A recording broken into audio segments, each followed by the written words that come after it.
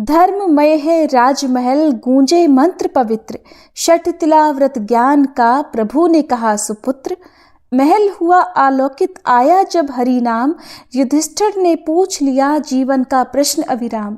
षट तिला की बात सुन महल हुआ शांत, प्रभु वाणी में प्रकट ज्ञान भक्ति के संत। तिल के दान से कटे पापों के संसार, षट तिला की महिमा सुने मिले सदा उद्धार। युधिष्ठिर का प्रश्न था धर्म कहे क्या ठीक, षट तिला व्रत धर्म है प्रभु ने किया प्रतीक। आप सभी को षट तिला एकादशी की बहुत बहुत शुभकामनाएं। आज आपको जीवन का उद्धार करने वाली पवित्र षट तिला एकादशी व्रत कथा का श्रवण कराने के लिए लेकर चलते हैं महाभारत युग की ओर, जहां पर महाभारत युधिष्ठिर के धर्ममय महल में आज एक विशेष दिव्यता का अनुभव हो रहा था। महल के भव्य सभागार में ऋषि मुनि, पांडव और गंधर्वगण एकत्रित थे। चारों ओर मंत्रोच्चार और शंख ध्वनि का पावन संगीत गूंज रहा था। महाराज युधिष्ठिर अपने सिंहासन पर विराजमान थे, लेकिन उनके मन में एक गहन जिज्ञासा ने स्थान ले लिया था। धर्म और सत्य के प्रतीक महाराज युधिष्ठिर ने अपनी सभा में सभी से कहा, धर्म की महिमा को समझने का मार्ग भक्ति और ज्ञान के बिना अधूरा है। इस धर्मराज के महल में आज मेरी आत्मा एक प्रश्न से व्याकुल है, जिसे केवल और केवल भगवान श्री कृष्ण ही सुलझा सकते हैं। उनकी इस आर्त पुकार पर भगवान श्री कृष्ण, जो धर्म और भक्ति के साकार रूप हैं, अपने तेजस्वी स्वरूप में प्रकट हुए। उनके आगमन से महल का हर कोना प्रकाशमान हो उठा। उनके चरण कमलों की छाया से ऐसा प्रतीत होता था मानो धर्मराज के महल को स्वयं ब्रह्मांड का आशीर्वाद प्राप्त हो गया हो। महाराज युधिष्ठिर ने श्रद्धापूर्वक श्री कृष्ण का स्वागत किया और उनके चरणों में शीश झुकाया। फिर अपनी जिज्ञासा प्रकट करते हुए पूछा, हे प्रभु, कृपया हमें षट तिला एकादशी के महत्व और उसके व्रत की महिमा का ज्ञान कराएं। इस प्रकार महाराज युधिष्ठिर के धर्म महल से शुरू होती है वह दिव्य कथा, जो षट तिला एकादशी की महिमा और आत्मा को शुद्ध करने के मार्ग को प्रकट करती है। आइए हम सभी इस अद्भुत कथा का श्रवण करें। एक बार युधिष्ठिर महाराज ने पूछा, हे जगन्नाथ, हे श्री कृष्ण, हे आदिदेव, हे जगतपते, माघ मास के कृष्ण पक्ष में कौन सी एकादशी आती है और उसे किस प्रकार करना चाहिए, उसका फल क्या होता है? हे महाप्राज्ञ, कृपया इस विषय में आप कुछ कहिए। तब भगवान श्री कृष्ण ने कहा, हे राजन, माघ मास के कृष्ण पक्ष की एकादशी षट तिला नाम से विख्यात है। सब पापों को हरण करने वाली एकादशी की कथा मुनिश्रेष्ठ पुलत्स ने दालभ्य मुनि को कही थी। अब वह कथा तुम भी सुनो। एक बार दालभ्य मुनि ने पूछा, हे मुनिवर, मृत्युलोक में रहने वाला हर एक जीव पाप कर्म में रत है। उन्हें नरक यातना से बचाने के लिए कौन सा उपाय है? कृपया आप वह कथन कहें। तब पुलत्स जी कहने लगे, हे महाभाग, आपने लोकहित के लिए बहुत अच्छी बात पूछी है, तो सुनो। माघ मास में मनुष्य को स्नान करके इंद्रियों को संयम में रखकर काम, क्रोध, अहंकार, लोभ और निंदा का त्याग करना चाहिए। देवाधिदेव भगवान का स्मरण करते हुए पानी से पैरों को धोकर भूमि पर गिरा हुआ गाय का गोबर इकट्ठा करके उसमें तिल और कपास मिलाकर 108 पिंड बनाने चाहिए। माघ मास में आद्रा मूल नक्षत्र आते ही कृष्ण पक्ष की एकादशी का व्रत धारण करें। स्नान से पवित्र शुद्ध भाव से श्री विष्णु भगवान की पूजा करें। अपराध क्षमा के लिए श्री कृष्ण नाम का उच्चारण करें। रात में होम जागरण करें। चंदन, कपूर, अर्भजा और भोग दिखाकर शंख, चक्र, पद्म और गदा धारण करने वाले श्री हरि की पूजा करें।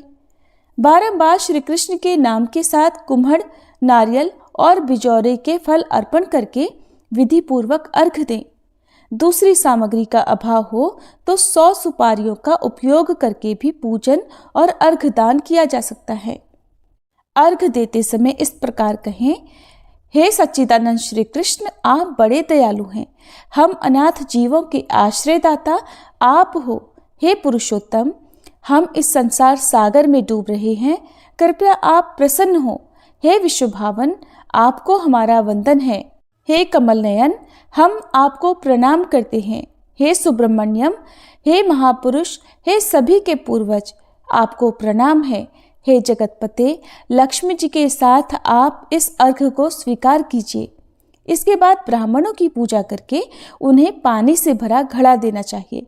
साथ में छाता, चप्पल और वस्त्र भी अर्पण करें। इस दान द्वारा भगवान श्री कृष्ण प्रसन्न हो, ऐसा कहते हुए दान करना चाहिए। अपनी परिस्थिति के अनुसार श्रेष्ठ ब्राह्मण को काली गाय दान में देनी चाहिए। हे द्विश्रेष्ठ, विद्वान पुरुष ने तिल से भरा हुआ पात्र दान करना चाहिए। तिल के दान से व्यक्ति हजारों वर्ष स्वर्ग में वास करता है। तिल स्नाई तिलोदवर्ती, तिल होमी तिलोदकी, तिल दाता च भोक्ता च, षट तिला पाप नाशिनी।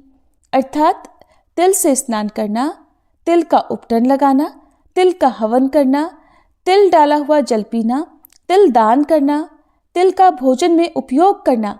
इस प्रकार 6 कार्यों में तिल का उपयोग करने से इसे षट तिला एकादशी माना जाता है, जो पाप हारिणी है। एक बार षट तिला एकादशी की महिमा सुनने देवर्षि नारद भगवान श्री कृष्ण के पास आए। तब भगवान श्री कृष्ण ने कहा कि एक ब्राह्मण स्त्री थी। ब्रह्मचर्य का पालन करते हुए वह भगवान की आराधना करती थी। अनेक प्रकार की तपस्याओं के कारण वह बहुत दुर्बल हो गई थी। उसने बहुत दान दिए, परंतु उसने ब्राह्मण और देवताओं को अन्नदान नहीं किया था। अनेक प्रकार के व्रत और तपस्या करने से वह शुद्ध हो गई थी, परंतु भूखे लोगों को उसने कभी अन्नदान नहीं किया था। हे ब्राह्मण, उसकी परीक्षा लेने के लिए मैंने एक ब्राह्मण के रूप में उस साध्वी के घर जाकर भिक्षा मांगी। तभी उस ब्राह्मणी ने पूछा, हे ब्राह्मण, सत्य कहिए कि आप कहाँ से आए हैं। मैंने सुनकर अनजान बनते हुए उसे कोई उत्तर नहीं दिया, तो उसने क्रोध में भिक्षा पात्र में मिट्टी डाल दी। उसके बाद मैं अपने धाम लौट आया। अपनी तपस्या के प्रभाव से वह ब्राह्मणी मेरे धाम में वापस आई। उसे संपत्तिहीन, स्वर्णहीन, धान्यहीन सिर्फ एक सुंदर महल मिला। इतने सुंदर महल में कुछ न पाकर वह अस्वस्थ और क्रोधित होकर मेरे पास पूछने आई। कहने लगी, हे जनार्दन, सब व्रत और तपस्या करके मैंने श्री विष्णु की आराधना की, परंतु मुझे धन धान्य क्यों नहीं प्राप्त हुआ। तब मैंने कहा, हे साध्वी, तुम भौतिक विश्व से यहाँ आई हो, अब तुम अपने घर लौट जाओ। तुम्हें देखने देवताओं की पत्नियां आएंगी। उन्हें षठ तिला एकादशी की महिमा पूछकर पूरा सुनने के बाद ही दरवाजा खोलना, अन्यथा नहीं। ये सुनकर ब्राह्मणी घर वापस आई।